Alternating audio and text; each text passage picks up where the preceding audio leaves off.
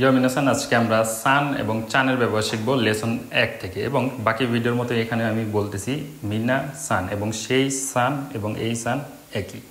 তো মিনা অর্থ হইতেছে এভরিওয়ান এবং সানটা সম্মান দিয়ে কথা বলার সময় ইউজ হয়। সো মিনা সান। সো সান শব্দের অর্থ হইতেছে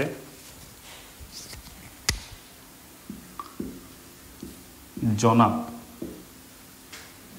যে কোনো কাউকে সম্মান দিয়ে কথা বলার সময় সানটা ব্যবহার হয়। যেমন আমি বলতে পারি আমার নামই রবিউল সান, বা যে কোনো একজন টিচারের করতে বলতে পারেন টিচারের শব্দ হইতেছে সেন্সে। সো সেন্সের নাম যেটা সেটার সাথে আপনি সান ব্যবহার করবেন। যেমন আমি বলতে পারি আশিক সান, কিন্তু এই সানটা আবার নর্মালি আপনি ফ্রেন্ড সার্কেলের সময় ব্যবহার করতে পারবেন না, ফ্রেন্ডদের নামই বলে।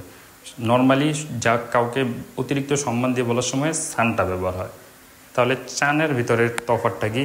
চান এবং সান দুইটার অর্থ একই, কিন্তু চানটা ব্যবহার হয় বাচ্চাদের ক্ষেত্রে এবং সানটা ব্যবহার হয় বড়দের ক্ষেত্রে। কিন্তু অনেক সময় দেখা যায় বড়রাও বড়দেরকে চান ব্যবহার করে। এটা কেন ব্যবহার করে? এটা হইতেছে মেনলি মেয়েদেরকে চান বলে অনেকে। যেমন রিসেন্টলি একটা ভাইরাল সঙ্গে বলতে পারেন রবি চান, নানি গাছকি, ওই ভিডিওতে চান বলতেছে একজন অ্যাডাল্ট মহিলাকে। সো এটা আসলে ওরা কিউটনেস দেখানোর সময় চানটা ব্যবহার করে, কিন্তু নর্মালি চান বাচ্চাদের ক্ষেত্রে ব্যবহার হয়, চান বড়দের ক্ষেত্রে ব্যবহার হয় না, বড়দের ক্ষেত্রে ব্যবহার হয় সান। সান এবং চান দুইটার অর্থ একই, দুইটার অর্থ হইতেছে জনাব।